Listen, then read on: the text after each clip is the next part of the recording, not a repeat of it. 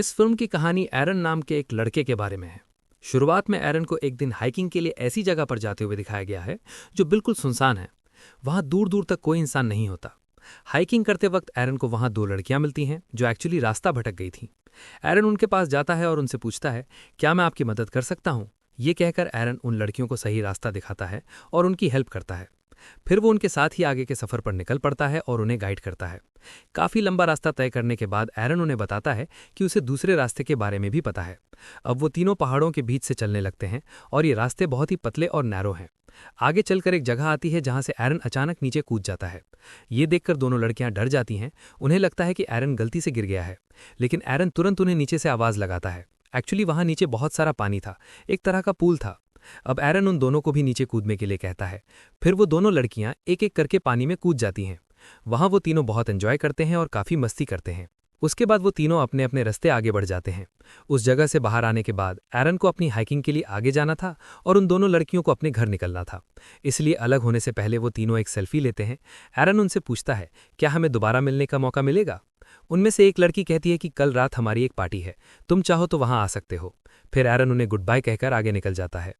अब एरन पहाड़ी इलाके में आगे बढ़ रहा है। वो बहुत एक्साइटेड है और इस हाइकिंग को पूरी तरह से एंजॉय कर रहा है, लेकिन इस एरिया के रास्ते बहुत पतले और डेंजरस हैं। जब एरन दो पतली पहाड़ियों के बीच से नीचे उतर रहा होता है तो वहां एक बहुत बड़ा पत्थर यानी रॉक होता है। जैसे ही एरन उस पत्थर का सहारा लेने की कोशिश करता है, वो पत्थर वहां से स्लिप हो जाता है। बेचारा एरन नीचे गिरने लगता है और जिस पत्थर का उसने सहारा लिया था वो भी लुढ़कते हुए उसके राइट हैंड यानी सीधे हाथ पर आ गिरता है। अब एरन का हाथ दो पतली पहाड़ियों के बीच उस भारी पत्थर के नीचे बुरी तरह फंस चुका था। उसे चोट तो ज्यादा नहीं आई थी, लेकिन उसका हाथ किसी भी तरह वहां से निकल नहीं पा रहा था। वो अपना हाथ बाहर निकालने की पूरी कोशिश करता है, लेकिन सब बेकार जाता है। जब एरन को लगता है कि उसका हाथ वहां से ऐसे नहीं निकल पाएगा, तो वो मदद के लिए उन लड़कियों को जोर जोर से आवाज लगाता है। लेकिन बदकिस्मती से उस नैरो पहाड़ी इलाके से उसकी आवाज बाहर तक नहीं पहुंच पाती, क्योंकि उस जगह पर दूर दूर तक किसी इंसान, जानवर या यहां तक कि किसी परिंदे का होना भी नामुमकिन था। ये सच में एक बेहद मुश्किल हालत थी। उसके बाद एरन अपना बैग खोलता है और अपना सारा हाइकिंग का सामान बाहर निकालता है। उसे किसी भी कीमत पर इस जगह से बाहर निकलना था, क्योंकि वो जानता था कि शायद अगले कई महीनों तक यहाँ कोई नहीं आने वाला है। उसके सामान में एक चाकू यानी नाइफ भी होता है। वो उस चाकू की मदद से उस पत्थर को एक साइड से तोड़ने की कोशिश करता है, लेकिन वो पत्थर इतना सॉलिड था कि उस पर कोई असर ही नहीं हो रहा था। ऊपर से उसका राइट हैंड फंसा हुआ था, इसलिए उसे अपने लेफ्ट हैंड से काम करने में बहुत प्रॉब्लम हो रही थी। इन सब के बावजूद एरन हिम्मत नहीं हारता और लगातार उस पत्थर को तोड़ने की कोशिश करता रहता है। इसी बीच उसका चाकू हाथ से छूटकर नीचे गिर जाता है। अब वो उसे अपने हाथ से पकड़ नहीं सकता, क्योंकि चाकू थोड़ा दूर गिरा था, लेकिन वो बड़ी समझदारी से किसी तरह उस चाकू को अपनी तरफ खींच लेता है और दोबारा पत्थर को काटने की कोशिश करता है, पर इसका कोई फायदा नहीं होता। वो पत्थर इतना सख्त था कि चाकू की धार पूरी तरह से खत्म हो चुकी थी। देखते ही देखते रात हो जाती है। एरन को वहां फंसे हुए कई घंटे बीत चुके थे। उसे कुछ समझ नहीं आ रहा था कि इस मुसीबत से कैसे बचा जाए, इसलिए वो लगातार अपना हाथ निकालने की कोशिश करता रहता है और ऐसे ही अगली सुबह हो जाती है। अब एरन को फंसे हुए 25 घंटे हो गए थे और उसे वहां से निकलने का कोई रास्ता नहीं मिल रहा था। फिर वो अपना कैमरा ऑन करता है और रिकॉर्डिंग शुरू करता है। वो उसमें बोलता है कि मैं पिछले 25 घंटों से यहाँ फंसा हुआ हूँ और किसी को नहीं पता कि मैं यहाँ हूँ, क्योंकि आने से पहले मैंने किसी को इस बारे में इन्फॉर्म नहीं किया था। उसके पास खाने पीने की चीज़ों की भी कमी थी। पीने के लिए सिर्फ 400 से 500 ml पानी ही बचा था। रिकॉर्डिंग करते वक्त उसे ऊपर से किसी की आवाज़ सुनाई देती है। ये सुनकर एरन मदद के लिए जोर जोर से चिल्लाने लगता है, लेकिन उसका चिल्लाना बेकार जाता है, क्योंकि वहाँ कोई नहीं होता। कुछ घंटों बाद वहाँ वापस रात हो जाती है और एरन को भूख लगने लगती है। उसके पास जो थोड़ा बहुत खाना बचा था वो उसे खाने लगता है। तभी उसे याद आता है कि आज रात उन लड़कियों ने उसे डिनर पर इनवाइट किया था, वहाँ ज़रूर वाइन होगी। एरन उस पार्टी को इमेजिन करने लगता है। वो अकेले बातें करने लगता है। उसे वो दिन भी याद आता है जब सैटरडे को वो हाइकिंग के लिए घर से निकल रहा था। उसकी मॉम का कॉल आ रहा था, लेकिन उसने फ़ोन नहीं उठाया और किसी को बिना बताए हाइकिंग पर निकल आया। अगर उसने बताया होता तो शायद उसकी मॉम उसे ढूंढते हुए यहाँ आ जाती, लेकिन अब किसी को नहीं पता कि एरन कहाँ है। तीसरे दिन मंडे, एरन रस्सियों की मदद से एक छोटा सा व्हील बनाता है। वो उस रस्सी से अपने हाथ पर गिरे पत्थर को बांधता है और रस्सी के दूसरे एंड से उसे उठाने की कोशिश करता है, लेकिन इतनी मेहनत के बाद भी वो पत्थर अपनी जगह से 1 इंच भी नहीं हिलता। बाद में वो रस्सी के दूसरे एंड को अपने पैरों में फंसाकर पत्थर हटाने की कोशिश करता है, लेकिन ये कोशिश भी फेल हो जाती है। अब मुसीबतें बढ़ रही थीं, क्योंकि 3 दिन बीत चुके थे। उसका पीने का पानी भी खत्म हो चुका था। उसके पास बिल्कुल खाली वक्त था, क्योंकि करने के लिए कुछ था ही नहीं। इसलिए वहां वो छोटी छोटी चीज़ों को ऑब्जर्व कर रहा था, जैसे आसमान में उड़ता हुआ एक पक्षी। वो अपनी जगह से हिल तक नहीं सकता था और कुछ खतरनाक कीड़े मकोड़े भी उसके पास लगातार आ रहे थे। अगर वो उन्हें मारकर खाना भी चाहे तो उसे उनके पास आने का वेट करना पड़ता। और उस पहाड़ी इलाके में एरन को दिन में सिर्फ 15 मिनट के लिए ही धूप मिलती थी, क्योंकि उसके बाद वहां से धूप चली जाती थी। अब इस माहौल में एरन भूख और प्यास की वजह से पूरी तरह अपसेट हो चुका था। इसलिए अब वो अपने हाथ को काटकर अलग करने का फैसला करता है। वो अपनी फोर आर्म को जोर से बांधता है और अपने पास मौजूद चाकू से अपने हाथ को काटने की कोशिश करता है, लेकिन चाकू की धार इतनी बेकार हो चुकी थी कि उससे उसकी स्किन की पतली लेयर तक नहीं कट रही थी। इस कोशिश के नाकाम होने पर एरन अपने कैमरे में रिकॉर्ड करता है कि कभी भी सस्ते टूल्स मत खरीदना, क्योंकि ऐसी सिचुएशन में वो बिल्कुल बेकार होते हैं। ऐसे ही एक और दिन बीत जाता है। जैसे ही रात होती है, एरन को अपने पुराने दिनों की याद आती है। वो अपनी फैमिली, अपने सबसे क्लोज फ्रेंड्स और बाकी दोस्तों को बहुत मिस कर रहा है। जब वो उन्हें याद कर रहा होता है तो अचानक आसमान में बादल छा जाते हैं और बहुत तेज बारिश शुरू हो जाती है। क्योंकि एरन का पानी खत्म हो चुका था, इसलिए वो बारिश के पानी से अपनी वाटर बॉटल भरने लगता है। उन नैरो पहाड़ियों के बीच जहां एरन फंसा था, पानी तेजी से बहने लगता है। पानी का लेवल बढ़ने की वजह से एरन उसमें डूबने लगता है। पानी का प्रेशर इतना था कि चीजें तैरने लगती हैं। इसका फायदा उठाकर एरन पानी में उस पत्थर को उठाने की कोशिश करता है और बड़ी मुश्किल के बाद वो उस पत्थर को उठा लेता है, जिससे उसका हाथ आज़ाद हो जाता है। वो तुरंत उस जगह से बाहर निकलकर अपनी कार की तरफ भागता है। वो अपनी कार में बैठता है और वहां से ड्राइव करके निकल जाता है। लेकिन ये सिर्फ उसका एक सपना, हैलुसिनेशन था। असल में ऐसा कुछ नहीं हुआ था। वो अभी भी उसी पहाड़ी इलाके में फंसा हुआ था। वो एक बार फिर जोर जोर से चिल्लाने लगता है। उसके दिमाग में अजीब अजीब हैलुसिनेशंस होने लगती हैं, क्योंकि उसे वहां फंसे हुए बहुत दिन हो चुके थे। अब एरन को वहां फंसे 4 दिन हो चुके थे।